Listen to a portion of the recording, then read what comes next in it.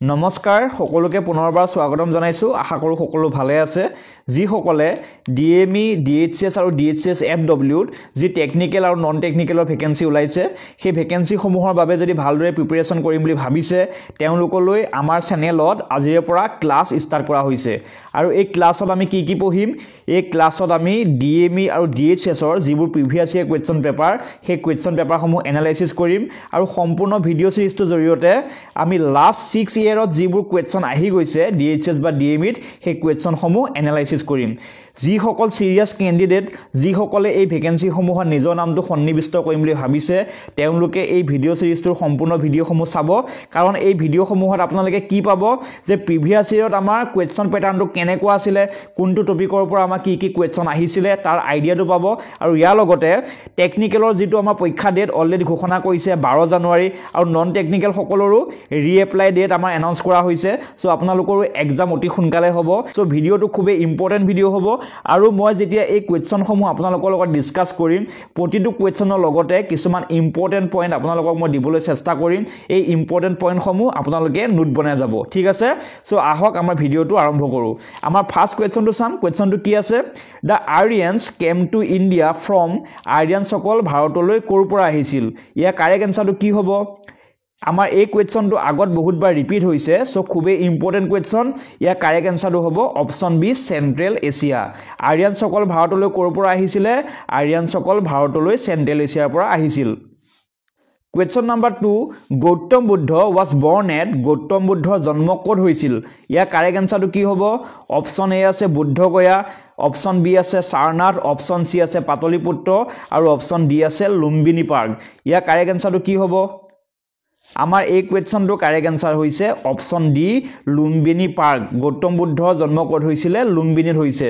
আৰু এই লুম্বিনী ক'ত আছে লুম্বিনী আছে নেপালত এক্সামত আপোনালোকৰ কোৱেশ্চন আহি যাব পাৰে যে গৌতম বুদ্ধৰ য'ত জন্ম হৈছিল অৰ্থাৎ লুম্বিনী ক'ত অৱস্থিত তাৰ এনসাৰ কি টিক কৰিব লাগিব আপোনালোকে নেপাল আৰু নেপালৰ কেপিটেল কি নেপালৰ কেপিটেলৰ ওপৰতো আমাৰ এক্সামত কোৱেশ্চন আহি যাব পাৰে সো নেপালৰ কেপিটেল হৈছে কাঠমাণ্ডু নেপালৰ কেপিটেলখন হৈছে কাঠমাণ্ডু সো এই গুটেকিটা পইণ্টে ইম্পৰ্টেন্ট আপোনালোকে নোটটো বনাই ল'ব Question number 3 Who was the founder of Slave Dynasty Slave Dynasty founder কোন আৰু এই Slave Dynasty টোকে কি বুলি কোৱা হয় Slave Dynasty টোকে গোলাম বংশ বুলি কোৱা হয় সো গোলাম বংশ বা Slave Dynasty ইয়াৰ ফাউণ্ডাৰ জনৰ নামটো কি ইয়াৰ এনসাৰটো কি হ'ব আমাৰ এই কোৱেশ্চনটো কাৰেক্ট আনসাৰ হ'ব অপচন বি কুতুবুদ্দিন আইবাক হৈছে ফাউণ্ডাৰ অফ স্লেভ ডাইনাষ্টি এতিয়া আপোনালোকে এটা বস্তু জানি লওক যে এই ডাইনাষ্টিটোক স্লেভ ডাইনাষ্টি বুলি কিয় কোৱা হয় তাৰ কাৰণটো হৈছে যে মহম্মদ ঘুৰিয়ে তেখেতৰ গোলাম অৰ্থাৎ কুতুবুদ্দিন আইবাকক এই ডাইনাষ্টিটোৰ প্ৰথম ৰজা পাতিছিল যেহেতু গোলামক ৰজা পাতিলে সো এই ডাইনাষ্টিটোৰ নাম হৈছে গোলাম ডাইনাষ্টি নহলে স্লেভ ডাইনাষ্টি আৰু কুতুবুদ্দিন আইবাকৰ পিছত কুতুবুদ্দিন আইবাকে তেখেতৰ গোলামক ৰজা পাতিছিল আৰু তেখেতৰ নামটো হৈছে কি ইলটুটমিছ আমাৰ এক্সামত এটো কোৱেশ্চন আহিব পাৰে যে কুতুবুদ্দিন আইবাকৰ পিছত ৰজা কোন হৈছিল তেখেতৰ নামটো হৈছে কুতুবুদ্দিন আইবাকৰ গোলাম ইলটুটমিছ সো এইকেইটা পইণ্ট ইম্পৰ্টেন্ট আপোনালোকে নোট বনাই ল'ব Next question number 4 Who was the first Mughal emperor in India ভাৰতত প্ৰথম মুগল ৰজা কোন আছিল ইয়াৰ কাৰেক্ট আনসাৰটো কি হ'ব আমাৰ এই কোৱেশ্চনটো কাৰেক্ট আনসাৰ হৈছে অপচন ডি বাবৰ হৈছে ফাউণ্ডাৰ অফ মুগল ডাইনেষ্টি এক্সামত এটো কোৱেশ্চন আহিব পাৰে যে হু was the founder of Mughal dynasty তাৰ এনসাৰ কি হ'ব এনসাৰ হ'ব বাবৰ Next question number 5 Who was the first president of Indian National Congress Indian National Congressৰ প্ৰথম গৰাকী প্ৰেসিডেন্ট কোন আছিল এতিয়া Indian National Congress অৰ্থাৎ INC কেতিয়া প্ৰতিষ্ঠা হৈছিল INC 1885 ত প্ৰতিষ্ঠা হৈছিল এই ডেটটো আপোনালোকে মনত ৰাখিব এক্সামত কোৱেশ্চন খুদিব যে INC কেতিয়া প্ৰতিষ্ঠা হৈছিল তাৰ এনসাৰটো হ'ব 1885 এতিয়া ইয়াত কোৱেশ্চনটো কি খুদিছে যে who was the first president of INC so এনসাৰটো কি হ'ব এনসাৰটো হ'ব option C WC Banerjee WC Banerjee was the first president of Indian National Congress এইখিনিলৈকে আপোনালোকে বুজি পালে এতিয়া ফাৰ্স্ট অপশ্যনটো কি আছে এবাৰ আমি চাই লম মহাত্মা গান্ধী আছে এটা মহাত্মা গান্ধী ইণ্ডিয়ান নেশ্যনেল কংগ্ৰেছৰ প্ৰেসিডেন্ট আছিল নে বাৰু এইটো যদি আপোনালোকৰ এক্সামত কোৱেশ্চন আহে কি লিখিব yes Mahatma Gandhi Indian national কংগ্ৰেছৰ প্ৰেসিডেন্ট আছিল কিন্তু কেতিয়া আছিল 1924 যেতিয়া আমাৰ বেলগাম অধিবেশন আছিল বেলগাম সেশন আছিল তাত মহাত্মা গান্ধীক প্ৰেসিডেন্ট পাতা হৈছিল আৰু কিমান চনত 1924 আপোনালোকে ভালদৰে মনত ৰাখি থব question number 6 Who among the following was not actively involved in the revolt of 1857 1857 যে ৰিভল্ট হৈছিল তাত তলৰ কোন গৰাকী actively involved নাছিল ইয়াৰ কাৰেক্ট আনসাৰটো কি হ'ব আমাৰ এই কোৱেশ্চনটো কাৰেক্ট আনসাৰ হৈছে অপশ্যন ডি আহমেদ শাহ আবদালী এটা কোৱেশ্চনটো হ'ল যে 1857 যে ৰিভল্ট হৈছিল তাত প্ৰথম গৰাকী শহীদ কোন হৈছিল ফাৰ্স্ট মাৰ্টিয়াৰ ঠিক আছে who was the first martyr of 1857 revolt তাৰ আনসাৰটো কি হ'ব তাৰ আনসাৰটো হ'ব যে 1857 যে আমাৰ ৰিভল্ট হৈছিল তাৰ প্ৰথম মাৰ্টিয়াৰ হৈছে মংগল পাণ্ডে ঠিক আছে মংগল পাণ্ডে এইটো আপোনালোকে মনত ৰাখি থৈ দিব এক্সামত এইটো কোৱেশ্চন আহি যাব পাৰে যে 1857 যে ৰিভল্ট হৈছিল তাত প্ৰথম শহীদ কোন হৈছিল তাৰ আনসাৰ হ'ব মংগল পাণ্ডে আৰু এই কোৱেশ্চনটো আনসাৰ কি পালে option D Ahmad Shah Abdali question number 7 which of the following is the hottest planet of our solar system আমাৰ solar systemৰ আটাইতকৈ উত্তপ্ত গ্ৰহটোৰ নাম কি ইয়াৰ কাৰেক্ট আনসাৰটো কি হ'ব এতিয়া অপশ্যন এটো আমি এবাৰ চাই লওঁ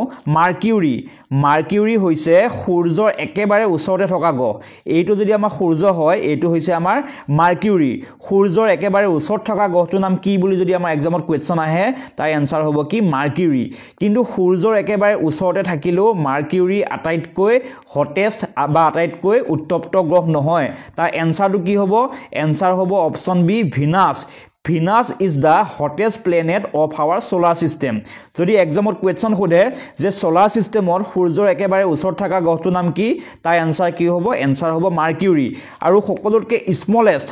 smallest planet of our solar system হৈছে মাৰ্কিউৰি ঠিক আছে যদি আমাৰ এক্সামত কোৱেশ্চন সোধে হটেষ্ট তেনেহলে আনসাৰ কি বুলি গম পালো ভিনাছ ইয়াৰ লগতে আমি আৰু এটা জানিব লাগিব যে ভিনাছ ইজ দা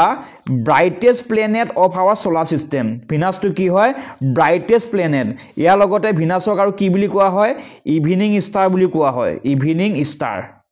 এক্সামত আমাক কোৱেশ্চন আহিব পাৰে যে ইভিনিং ষ্টাৰ বুলি কাক কোৱা হয় তাৰ আনসাৰ হ'ব Venus brightest planet of our solar system হৈছে ভিনাছ আৰু hottest planet of our solar system হৈছে ভিনাছ ঠিক আছে সো এই গুটেকিটা পইণ্টে ইম্পৰ্টেন্ট আপোনালোকে নোটটো বনাই ল'ব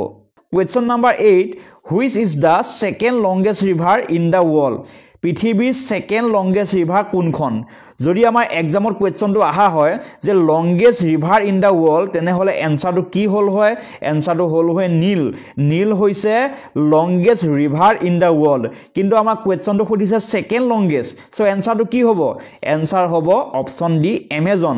Amazon is the second longest river in the world আৰু লংগেষ্ট কোনখন লংগেষ্ট হৈছে নীল নদী কনসেপ্টটো ক্লিয়াৰ হল নে আপোনালোকৰ এক্সামত কোৱেশ্চন কিন্তু আহি যাব পাৰে সো আপোনালোকে নোটটো বনাই ল'ব Next question to some question number 9 which of the following is the deepest lake in the world deepest lake কোনটো খুদিছে সো ইয়াৰ কাৰেক্ট আনসাৰটো কি হ'ব আমাৰ এই কোৱেশ্চনটো কাৰেক্ট আনসাৰ হৈছে অপশ্যন বি লেক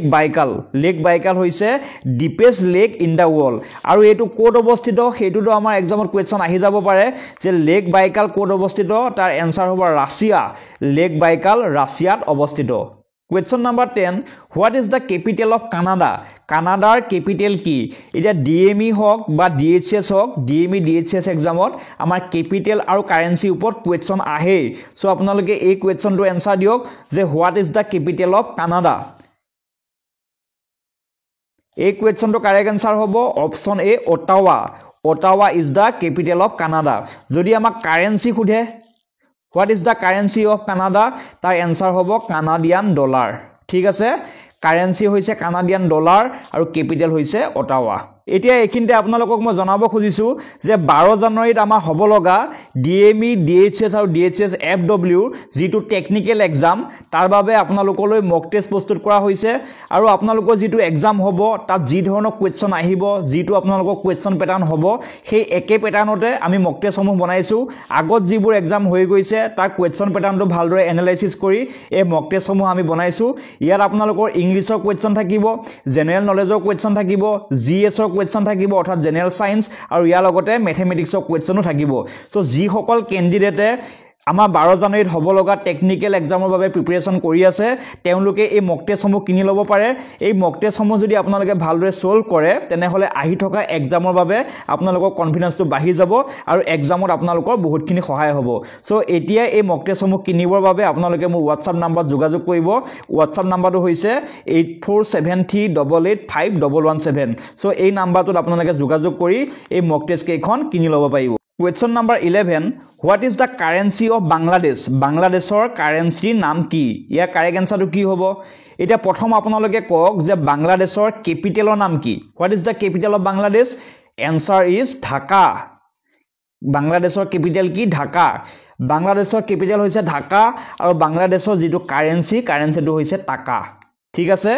বাংলাদেশৰ ক্যাপিটেলৰ নাম হৈছে ঢাকা আৰু কাৰেন্সি হৈছে টাকা. এটো খুব ইম্পৰ্টেন্ট আপোনালোকে মনত ৰাখি থৈ দিব. Question number 12. Baghdad is situated on the bank of Baghdad কোনখন নদীৰ পাৰত অৱস্থিত এইটো খুবেই ইম্পৰ্টেন্ট কোৱেশ্চন ইয়াৰ এনসাৰটো কি হ'ব এতিয়া বাগদাদ কাৰ ক্যাপিটেল এইটো যদি আমাৰ এক্সামত কোৱেশ্চন আহে যে বাগদাদ কোনখন দেশৰ ক্যাপিটেল তাৰ এনসাৰটো কি হ'ব তাৰ এনসাৰ হ'ব ইৰাক বাগদাদ হৈছে ইৰাকৰ ক্যাপিটেল আমাৰ এক্সামত যেহেতু ক্যাপিটেল আৰু কাৰেন্সি ওপৰত কোৱেশ্চন আহে সো আমি জানিবই লাগিব যে ইৰাকৰ ক্যাপিটেল হৈছে কি বাগদাদ এতিয়া আমাক যদি কাৰেন্সি খুদে যে what is the currency of Iraq তেনেহলে আমি কি দাগ মাৰিব লাগিব দিনাৰ ইৰাকৰ যেটো কাৰেন্সি তা কি বুলি কোৱা হয় দিনাৰ সো ইৰাকৰ ক্যাপিটেল আপোনালোকে গম পালে বাগদাদ আৰু ইৰাকৰ কাৰেন্সি হৈছে দিনাৰ ঠিক আছে এতিয়া আমাৰ এক্সামত এই কোৱেশ্চনটো এনেদৰে আহিব পাৰে যে থেমছ নদীৰ পাৰত কোনখন সিটি অৱস্থিত সো অপচন বি টো আমি চাম থেমছ নদীৰ পাৰত কোনখন সিটি অৱস্থিত তাৰ এনসাৰ হ'ব লণ্ডন চেইন ৰিভাৰৰ পাৰত কোনখন সিটি অৱস্থিত তাৰ এনসাৰ হ'ব কি পেৰিছ আৰু ডাৰ্লিং ৰিভাৰ ক'ত অৱস্থিত তাৰ এনসাৰ হ'ব কি অষ্ট্ৰেলিয়া ঠিক আছে থেমছ নদীৰ পাৰত কোনখন সিটি অৱস্থিত লণ্ডন অৱস্থিত চেইন ৰিভাৰৰ পাৰত কোনখন সিটি অৱস্থিত পেৰিছ অৱস্থিত আৰু ডাৰ্লিং ৰিভাৰখন ক'ত আছে অষ্ট্ৰেলিয়াত আছে এইকেইটা পইণ্টটো আপোনালোকৰ বাবে খুবেই ইম্পৰ্টেন্ট সো এইকেইটা পইণ্টটো আপোনালোকে নোট বনাই ল'ব আমি আকৌ কোৱেশ্চনটো লৈ আহিছো যে বাগদাদ কোনখন নদীৰ পাৰত অৱস্থিত সো এনসাৰ কি হ'ব answer A Tigris river Baghdad is situated on the bank of Tigris river ঠিক আছে Question number 13. Which of the following rivers is also known as Bengal Sorrow? Sorrow of Bengal বা Bengal Sorrow বুলি কোনখন নদীক কোৱা হয়? ইয়াৰ correct আনসাৰটো কি হ'ব? আমাৰ এই কোৱেশ্চনটো কাৰেক্ট আনসাৰ হৈছে option C river Damodar. River দামোদৰক Sorrow of Bengal বুলি কোৱা হয়। Question number 14. Which of the following is also known as Land of Rising Sun? Land of Rising Sun বুলি কোনখন দেশক কোৱা হয় খুব ইম্পৰ্টেন্ট কোৱেশ্চন ইয়াৰ কাৰেক্ট আনসাৰটো কি হ'ব আমাৰ এই কোৱেশ্চনটো কাৰেক্ট আনসাৰ হৈছে option B Japan Japan is also known as Land of Rising Sun এতিয়া মোক আৰু এটা আনসাৰ দিয়ক যে জাপানৰ ক্যাপিটেলখনৰ নাম কি জাপানৰ ক্যাপিটেলৰ নাম হৈছে টকিঅ ঠিক আছে জাপানৰ ক্যাপিটেল হৈছে টকিঅ ওকে নাও আপোনালোকে মোক আনসাৰ দিয়ক যে what is the currency of Japan জাপানৰ কাৰেন্সি হৈছে ইয়েন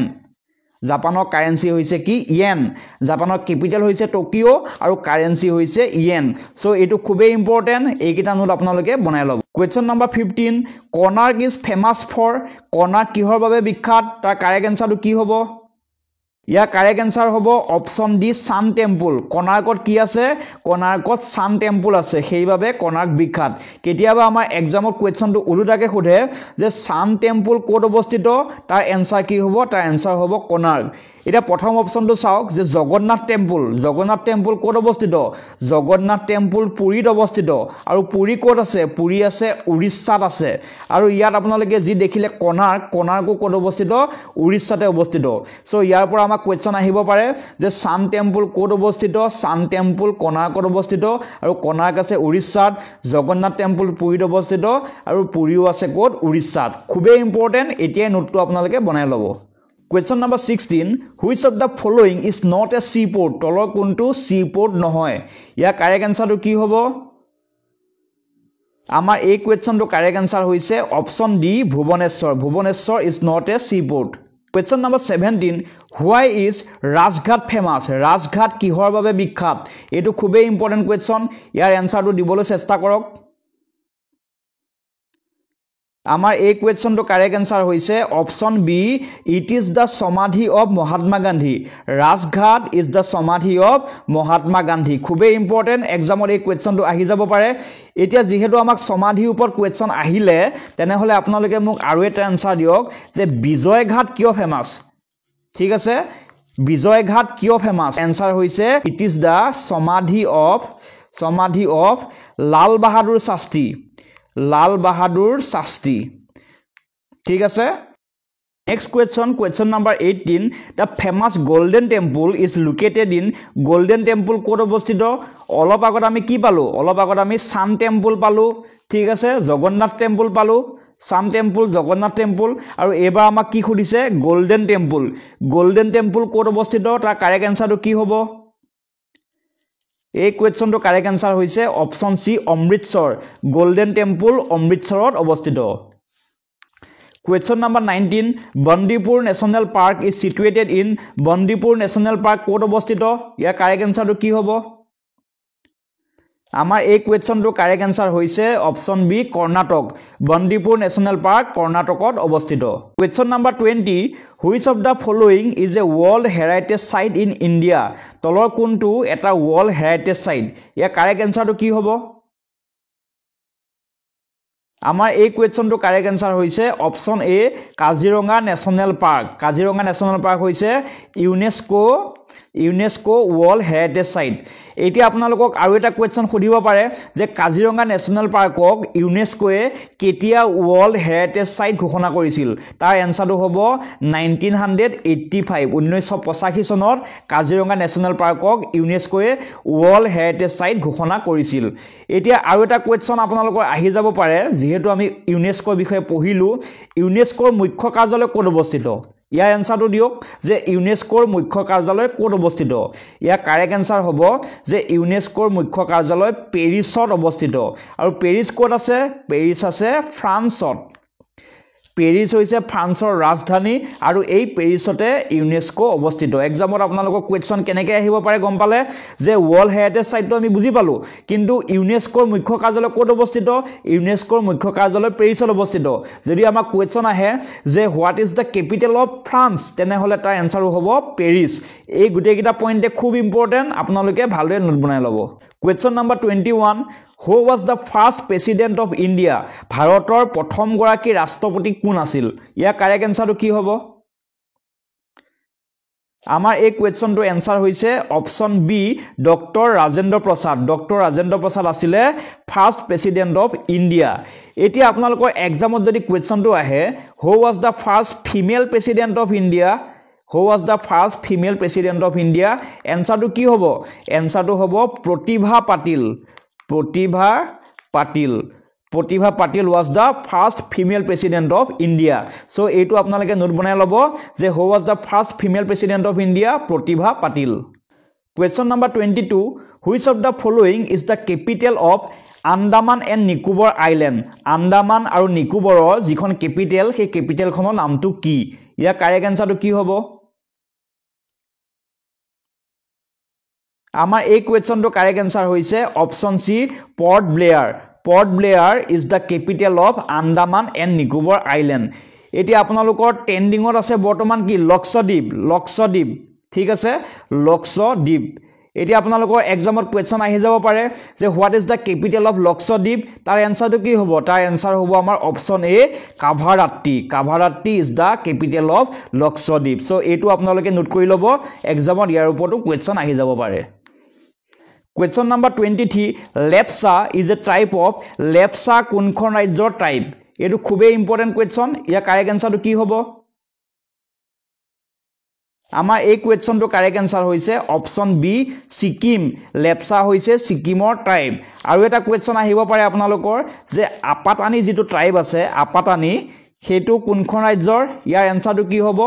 আপাতানি ট্ৰাইব হৈছে অৰুণাচল প্ৰদেশৰ ঠিক আছে খুবেই ইম্পৰ্টেন্ট এটো নোট বনাই লব question number 24 which of the following states has a common border with Pakistan তলৰ কোনখন ৰাজ্যৰ পাকিস্তানৰ সৈতে কমন বৰ্ডাৰ আছে এতিয়া বৰ্ডাৰৰ ওপৰত যেহেতু আমাৰ কোৱেশ্চন আহিছে সো আহি থকা পৰীক্ষাটো বৰ্ডাৰৰ ওপৰত কোৱেশ্চন আহিব যে ভাৰতৰ কোন কেইখন ৰাজ্যয়ে কোন কেইখন বিদেশী ৰাষ্ট্ৰৰ লগত বৰ্ডাৰ শেয়াৰ কৰে সো মই আপোনালোকৰ সুবিধাৰ বাবে ইয়াৰ ওপৰত সম্পূৰ্ণ ট্ৰিক এটা দিছিলো আপোনালোকে যদি সেই ট্ৰিকটো চোৱা নাই তেনে হলে মোৰ চেনেলত গৈ সেই ট্ৰিকটো চাই ল'ব তেতিয়া আপোনালোকৰ সহজতে মনত ৰখি যাব যে ভাৰতৰ কোন কেইখন ৰাজ্যয়ে কোন কেইখন বিদেশী ৰাষ্ট্ৰৰ লগত বৰ্ডাৰ শেয়াৰ কৰিছে আৰু এক্সামত যদি এনেকুৱা কোৱেশ্চন আহে আপোনালোকে ইয়াৰ উত্তৰ দিব পাৰিব সো যি সকলে সেই ট্ৰিকটো এতিয়াও চোৱা নাই তেনে হলে মোৰ চেনেলত গৈ আপোনালোকে ট্ৰিকটো চাই ল'ব এতিয়া ইয়াৰ আনসাৰটো কি হ'ব আমাৰ এই কোৱেশ্চনটোৰ আনসাৰ হ'ব option A Gujarat Question number 25 How many Lok Sabha seats are there for Assam? অসমত লোকসভা সিট কেটা আছে ইয়া কাৰেক্ট আনসাৰটো কি হ'ব এটা প্ৰথম আমি জানিব লাগিব যে লোকসভাৰ ওপৰত আমাৰ কি ধৰণৰ কোৱেশ্চন আহিব পাৰে এটা ফাৰ্স্ট পইণ্টটো হৈছে লোকসভাক আওটা নামেৰে জনা যায় হেতু হৈছে লোৱাৰ হাউস এক্সামত কেতিয়াবা লোকসভা বুলি নিদি লোৱাৰ হাউস বুলিও দিব পাৰে নেক্সট পইণ্টটো হৈছে যে ভাৰতৰ কনস্টিটিউচনৰ কোনটো আৰ্টিকুলত লোকসভাৰ বিষয়ে উল্লেখ কৰা আছে তাৰ আনসাৰ হ'ব কি আৰ্টিকুল 81 ৰ লোকসভাৰ বিষয়ে উল্লেখ কৰা আছে আৰু লোকসভা কি বুলি কোৱা হয় লোৱাৰ হাউস বুলিও কোৱা হয় আৰু এটা কোৱেশ্চন আমাৰ এক্সামত আহিব পাৰে যে total seat in Lok Sabha total seat কিমান আছে তাৰ আনসাৰ হ'ব 552 লোকসভা টোটেল আমাৰ 552 সিট আছে কিন্তু বৰ্তমান এট প্ৰেজেন্ট বৰ্তমান লোকসভা সিটৰ সংখ্যা কিমান বৰ্তমান লোকসভা সিটৰ সংখ্যা হৈছে 543 + 2 অৰ্থাৎ 545 টা কিন্তু মই +2 বুলি কিয় লিখিছো জানেনে তাৰ কাৰণটো হৈছে যে আমাৰ লোকসভাত বৰ্তমান যিমান সিট আছে অৰ্থাৎ 545 তাৰে ভিতৰত দুজনক ৰাষ্ট্ৰপতিয়ে তাৰে ভিতৰত দুজনক প্ৰেসিডেন্ট অৰ্থাৎ ৰাষ্ট্ৰপতিয়ে নমিনেট কৰে এটো আপোনালোকৰ এক্সামত কোৱেশ্চন আহি যাব পাৰে যে লোকসভাত ৰাষ্ট্ৰপতিয়ে কেইজনক নমিনেট কৰে তাৰ আনসাৰ হ'ব কি লোকসভাত ৰাষ্ট্ৰপতিয়ে দুজনক নমিনেট কৰে আৰু লোকসভাত টোটেল সিট কিমান আছে টোটেল সিট আছে 552 আৰু বৰ্তমান সিট কিমান আছে বৰ্তমান সিট আছে 545 কনসেপ্ট ক্লিয়াৰ এটো আপোনালোকে ভালদৰে নোট বনাই ল'ব যে প্ৰেজেন্ট সিট কিমান আছে 545 টোটেল সিট আছে 552 আৰু লোকসভাত ৰাষ্ট্ৰপতিয়ে কেইজনক নমিনেট কৰে তাৰ আনসাৰ হ'ব দুজনক নমিনেট কৰে এতিয়া আমি আকৌ আহিছো আমাৰ কোৱেশ্চনটো লৈ যে how many Lok Sabha seats are there for Assam তাৰ আনসাৰ হ'ব অপচন সি 14 কনসেপ্ট ক্লিয়াৰ হল এই ধৰণৰ কোৱেশ্চনে আপোনালোকৰ আহি থকা পৰীক্ষাত আহিব সো আপোনালোকে এই ভিডিও সিৰিজটো সম্পূৰ্ণ শেষলৈকে ভালদৰে চাই যাব মই যি কিটা ভিডিও দিও গুটেকিটা ভিডিও আপোনালোকে ভালদৰে চাই যাব সো আজি ক্লাছটোত আমি এইখিনিয়ে ডিসকাস কৰিলো বাকি যি সকলে মক টেষ্টসমূহ কিনিম বুলি ভাবিছে আপোনালোকে WhatsApp নম্বৰত মোক যোগাযোগ কৰি মক টেষ্টসমূহ কিনি ল'ব পাৰিব আৰু ইয়াৰ লগতে আপোনালোকে ক্লাছসমূহৰ বাবে মোৰ চেনেলটো সাবস্ক্ৰাইব কৰি ৰাখিব আৰু যদি আপোনালোকৰ লগৰ কোনোবাই